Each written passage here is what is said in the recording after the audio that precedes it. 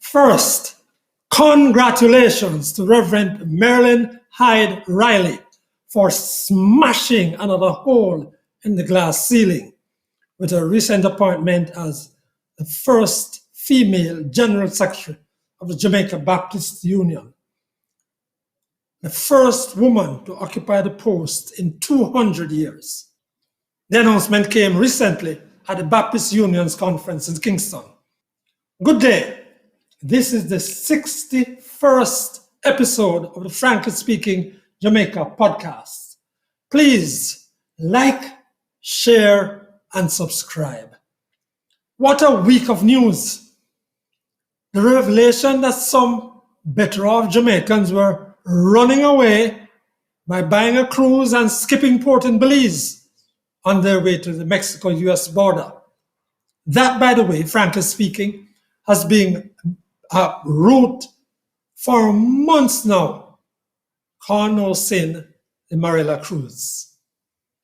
Oh, cruel irony. When that report came, the very week we changed in-transit visa arrangements with Cuba for those Cubans using Jamaica on their way to Nicaragua or Panama for the same end purpose. Hugh Croskery, the beneficial owner, founder, and executive chairman of SSL, says he's resigning, and we are yet to make head or tail of that as the wheels of investigation into SSL creakingly wobble along. Then, of course, we hear that there is a labor shortage in Jamaica. Work it out. Frankly speaking, what does that say about the dozens of people you see outside the markets in any parish capital and major town, hawking and peddling from ice mint and cigarette to garlic and apples to imported slippers and panties? Labor shortage. What to make of the stalls along the sidewalk in front of shops or plazas on Main Street, or cluttering downtown Kingston or Crossroads or Halfway Tree Mandela Park? Work it out yourself. What will happen when the next fake or real ad calls for a recruitment for overseas? Will anyone turn up? Supply and demand. So that means something now that the report regarding recommendations on the minimum wage is before the Ministry of Labor. Yes, it's true. Jamaica, which prides itself on having the best ganja in the world, has something hard to puff on now. We have imported ganja from Canada. Canada, of all places in the world. They don't even have the sunshine that side. That's true. But here is the lie. The ganja imported did not all go to a lab for scientific purposes. Come on. So any man and woman you see in lab coats, stepping high, or smoking through their nostrils, it's not imported cannabis. Rest assured. Before frankly speaking the commentary, here's Desmond Richards.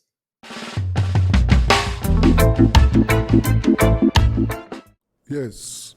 The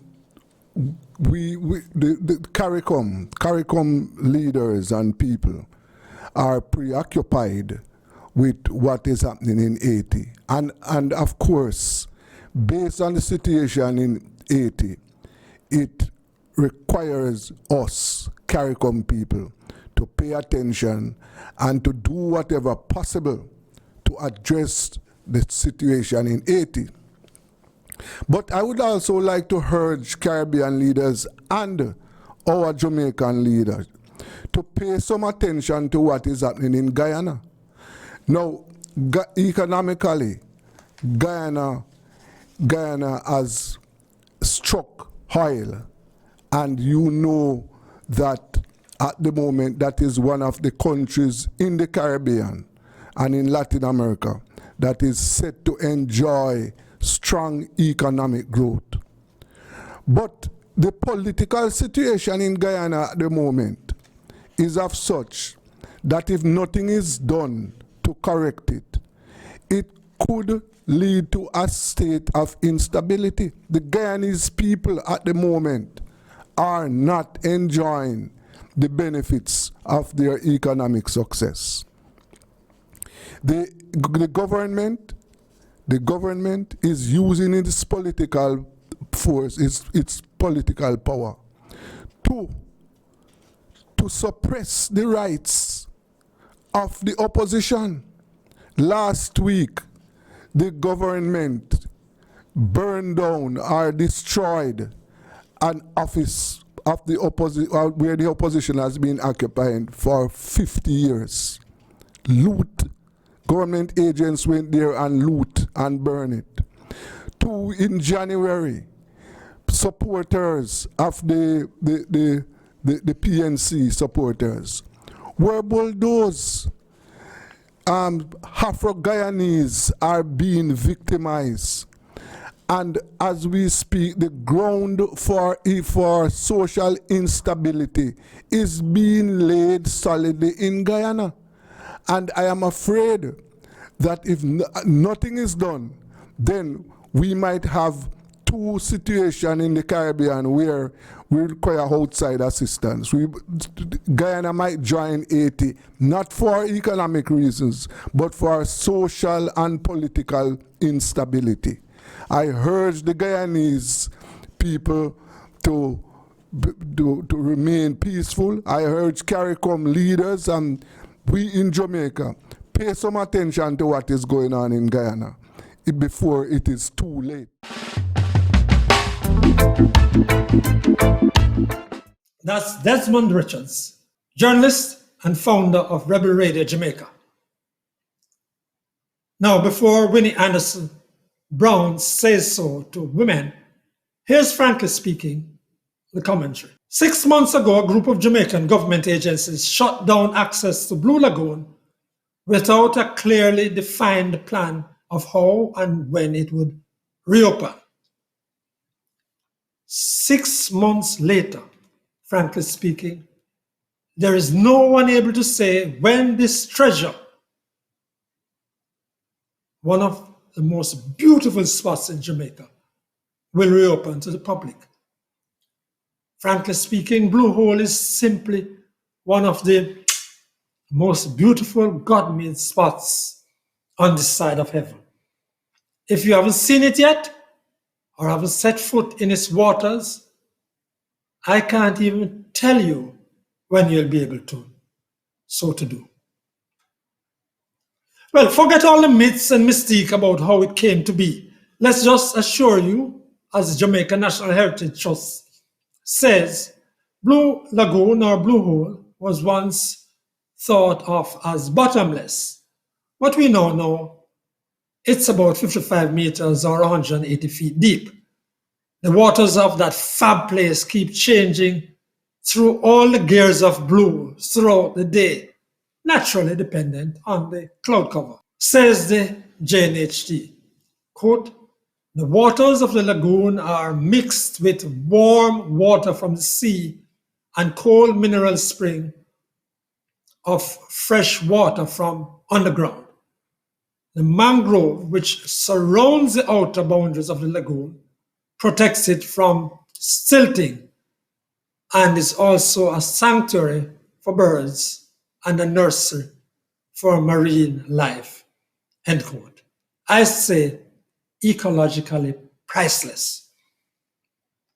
Now, there's been a lot of speculation about its continued availability to the public and long-term plans for Blue Lagoon's operation and whether we and our great-grandchildren and generations after will keep possession.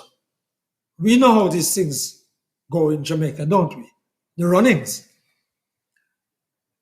It has arisen again as a national issue, an environmental one too, and one of rights of the average Jamaican as we continue to count square footage after square footage of beaches and open spaces lost in Jamaica. And not just the mega hotel corporations either. Lost. Places taken for granted over generations as cool out or Sunday evening chill spots for the sons and daughters of enslaved people. Lost now to this generation and the next into perpetuity.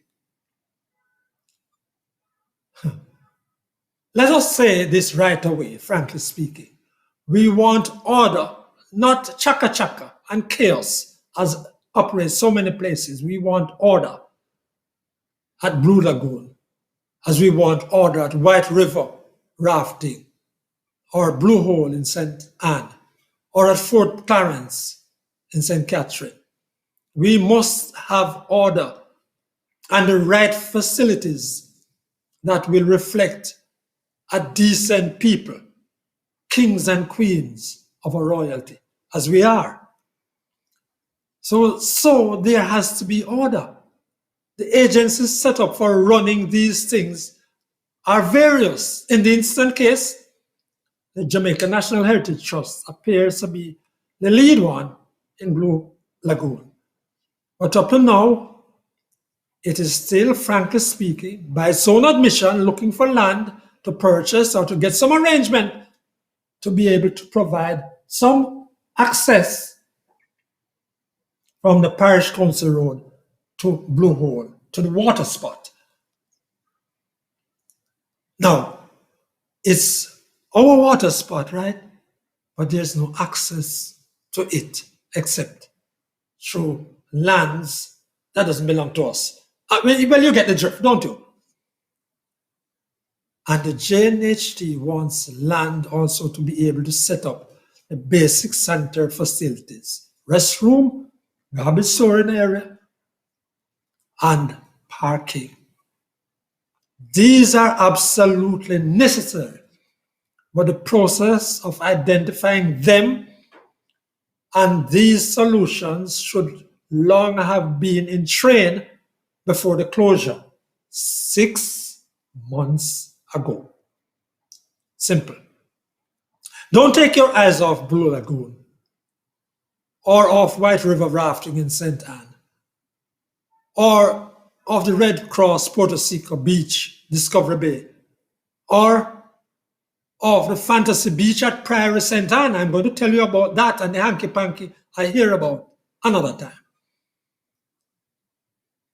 And now, Winne Anderson Brown.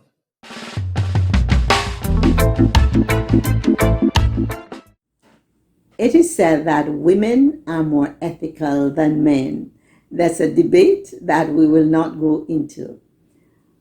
I am saying now, though, that it is time for women in Jamaica in particular to stand up, take a stance against crime and violence.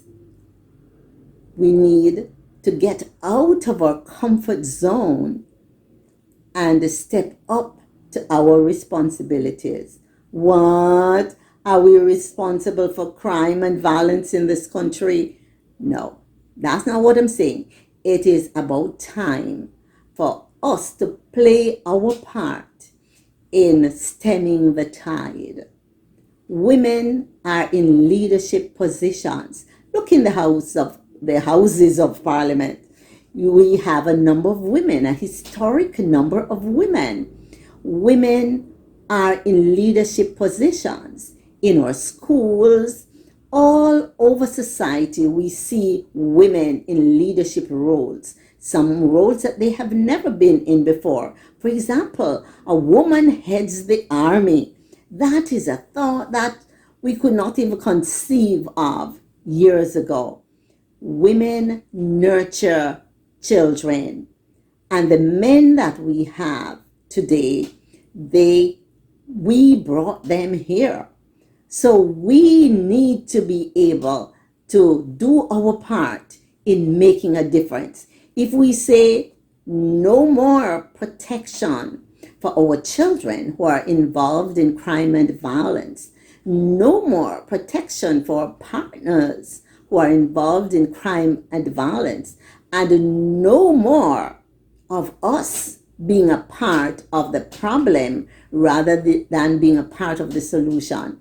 If we come together and stand up for what we believe in, step out of our comfort zone, and step up to our responsibilities, each of us can make sure we take the responsibility in our households to say no more crime and violence protection in my house.